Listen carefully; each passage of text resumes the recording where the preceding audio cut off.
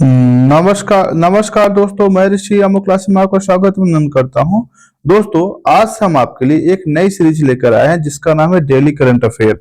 आप पता है दोस्तों, चाहे आप किसी भी कम्पिटेटिव एग्जाम की तैयारी कर रहे हैं, उसमें क्या होता है, करंट अफेयर हर बार पूछा जाता है। बहुत ही अहम करंट अफेयर पूछे जाते हैं और आप क्या करते हैं कि इससे डर की वजह से अच्छे खासे क्वेश्चन आप स्किप करके चले जाते हैं। आपको पता है दोस्तों, अगर आप पीसीएस देख रहे होंगे, पीसीएस में लगभग आपका 30 से 35 क्वेश्चन रेशियो रहा है। आरओ में देखेंगे, आरओ में भी आपके लगभग 20 से 22 क्वेश्चन रेशियो रहा है। अदर कोई एग्जाम कम्पिटेटिव एग्जाम दे तो उसमें भी अच्छा खासा योगदान रहा है।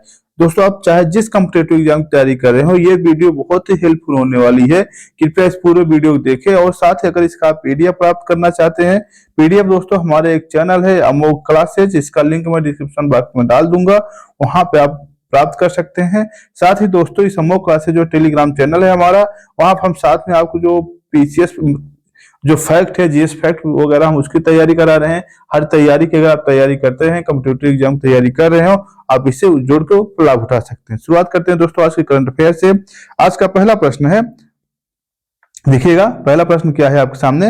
हाल ही में किस देश के अंतरिक्ष मिशन ने वेनु क्षुद्र ग्रह से लाए चट्टान और मिट्टी के कण में जीवाणुओं को पता लगाया? आप पास ऑप्शन है कि अमेरिका, फ्रांस, जापान और भारत। दोस्तों, किसने लाया? नासा। नासा जो है अमेरिका जो अंतरिक्ष एजेंसी है, इसी ने इसको पता लगाया है। ठीक है, एक्सप्लेनेशन देख लीजिएगा। हाल ही में नासा द्वारा और इसी सिरेक्स अंतरिक्ष मिशन के द्वारा वेनु क्षुद्र ग्रह से लाए गए चट्टान और धूल के अध्ययन के से कड़ुओं में क्या पता चला दोस्तों? इसका जीवन के पता चला है। ठीक है, आगे चलते हैं।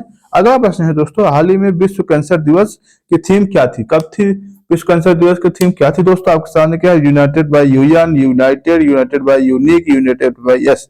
इसका ऑप्शन क्या है दोस्तों? यूनाइटेड बाय यूनिक, और इसका अमेरिका। ठीक है, देखिएगा, देख लीजिएगा। 4 फरवरी को विश्व हर साल क्या मनाया जाता है दोस्तों? विश्व कैंसर दिवस मनाया जाता है। इसका उद्देश्य क्या है? सार्वजनिक स्वास्थ्य के मुद्दे पर कैंसर के बारे में जागरूकता बढ़ावा देना। ठीक है, और इस बार जो इसकी थीम थी क्या थी दोस्तों? यूनाइटेड बाय यूनिक थी। और इसकी शुरुआत कब से हुई है? 4 फरवरी 2000 से हुई है। ठीक है, आगे चलते हैं। अगला प्रश्न है आपका, इसका डिटेल में डाल दूंगा, इसका पीडीएफ पड़ा रहेगा, आप वहां जाकर इसको प्राप्त कर सकते हैं। ठीक है, अगला प्रश्न है, हाल ही में समाचारों में रहा ज्ञान भारतम मिशन किससे संबंधित है? यानी किससे संबंधित है ये बताइएगा। पहला, युवाओं में ज्ञान का बढ़ावा देना है, विश्वविद्यालय के पुनरुद्धार करना है, भारतीय पांडुलिपि को संरक्षण करना है, या नवाचार को बढ़ावा देना है? दोस्तों, इसका जो उद्देश्य क्या है, भारतीय जो पांडुलिपि है उसको क्या करना है? संरक्षण को बढ़ावा देना है। ठीक है, उसको संरक्षित करना है। ठीक है, इसके बारे में देख लेते हैं क्या है। ज्ञान भारतम मिशन केंद्रीय क्षेत्र की योजना है, या जिसका उद्देश्य क्या है? शैक्षणिक संस्थानों, संग्रहालयों, पुस्तकालयों और निजी संग्रहकर्ताओं के पास मौजूद भारतीय पांडुलिपि विरासत का सर्वेक्षण, दस्तावेजीकरण और संरक्षण करना है। ठीक है, इसके तहत 1 करोड़ से ज्यादा पांडुलिपि को कवर किया जाएगा और इसका बजट जो आवंटन किया है दोस्तों 60 करोड़ है।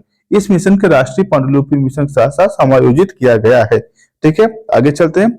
हाल ही समाचारों में रहा M23 क्या है? हाल ही समाचारों में रहा M23 क्या है? बताइए क्या है? वायुसेना का एक विमान है, नौसेना पोत है, एक ड्रोन है, या कांगो में हथियारबंद समूह है? दोस्तों, ये क्या है? कांगो में हथियारबंद समूह। हुआ क्या है, हाल ही में कांगो में जो हथियारबंद समूह है, उनका जो मतलब धरना प्रदर्शन, जो उन्होंने एक विद्रोह जैसी स्थिति क्रिएट कर दी है, उससे संबंधित था। ठीक है, देखिएगा, डीआरसी मतलब होता है डेमोक्रेटिक रिपब्लिक ऑफ कांगो ना।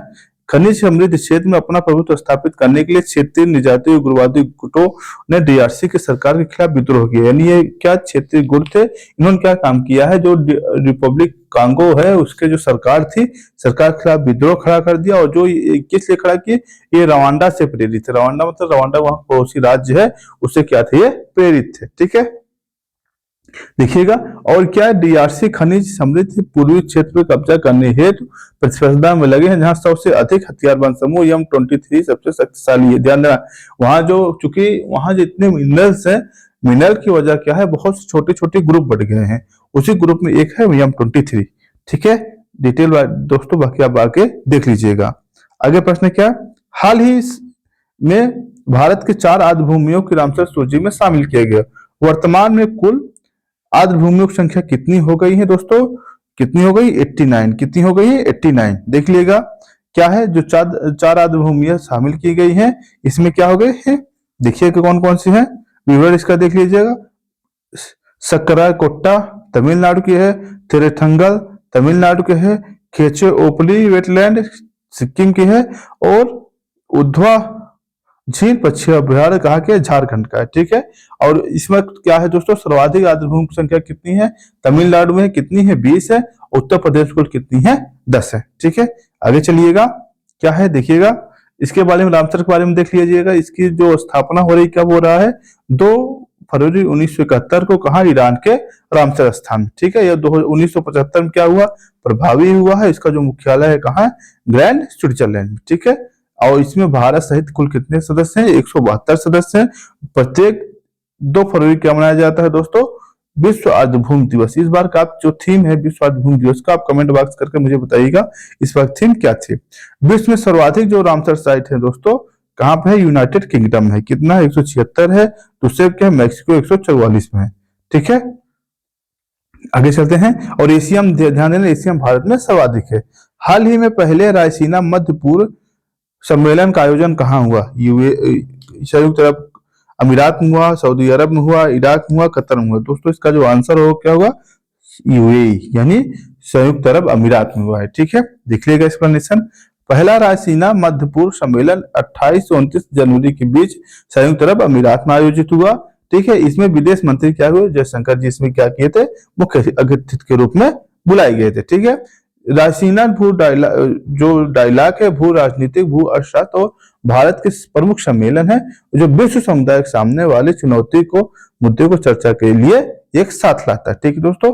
कब हुआ इसे, 28 से 29 जनवरी 2025 के बीच में। अगला क्या है, प्रश्न क्या है, हाल ही में जो मौनी जो महाकुंभ का आयोजन हो रहा है, मौनी अमावस्या के दिन क्या हुआ था, जो भगदड़ हुई थी, भगदड़ में काफी लोगों की जान चली गई, लगभग 30 से ज्यादा लोगों की जान हुई थी, 60 से ज्यादा लोग घायल हुए थे।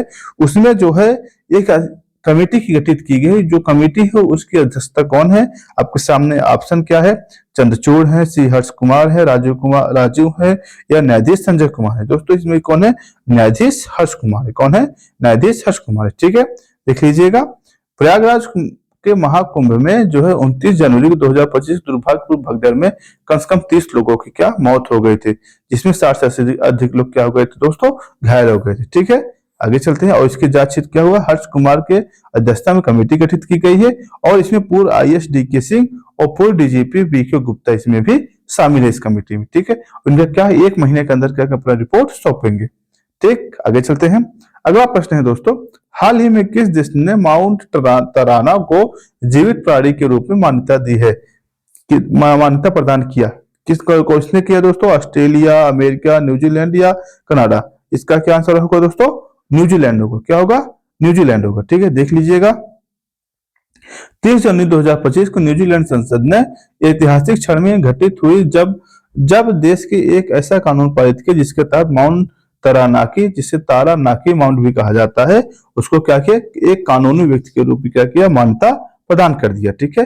जो माउंट तारानाकी है दोस्तों, ये जनजाति के लिए क्या सांस्कृतिक और आध्यात्मिक दृष्टिकोण से क्या है, महत्वपूर्ण है, और सदियों से केवल एक ही पर्वत के रूप में नहीं बल्कि यह क्या है, पूर्वजों के रूप में सम्मानित किया जाता है, ठीक है। इसलिए इसको चर्चा में रहा, ध्यान दीजिए, नाम भी चर्चा में है, प्लस इस देश भी चर्चा में, ठीक है। एग्जाम के लिए आपके लिए बहुत महत्वपूर्ण है, ठीक है। हाल ही में आयोजित टाटा स्टील मास्टर शतरंज का खिताब किसने जीता, मुकेश ने, प्रज्ञानंद या फिर विश्वनाथन ने, या अर्जुन एरिगेसी ने। दोस्तों कौन जीते थे, आपके प्रज्ञानंद जी ने जीता था, ठीक है। देखिएगा, आर प्रज्ञानंद ने 2 फरवरी 2025 को नीदरलैंड में आयोजित टाटा स्टील शतरंज के टूर्नामेंट में शानदार प्रदर्शन कर खिताब में अपने नाम किया, ठीक है। और रोमांचक टाई ब्रेकर में डी कुगेस को 2-1 हराते हुए पहली बार टाटा स्टील कंपनी एक खिताब को अपने नाम किया, ठीक दोस्तों। आगे चलते हैं, क्या है, हाल ही में ICC under 19 T20 world cup 2025 के भारत ने किस देश को हराकर खिताब जीता।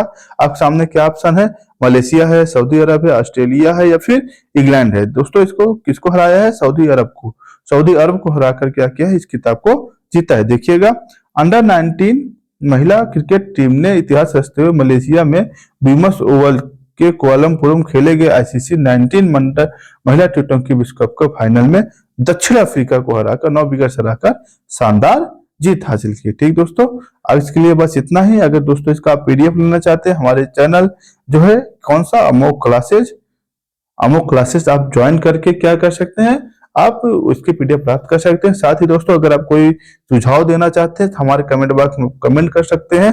जो कि आज हमारा पहला सेशन है, हम इसकी शुरुआत और अपग्रेड करेंगे और आगे से आगे और अच्छा करेंगे। ठीक है दोस्तों, आज के लिए इतना ही। धन्यवाद।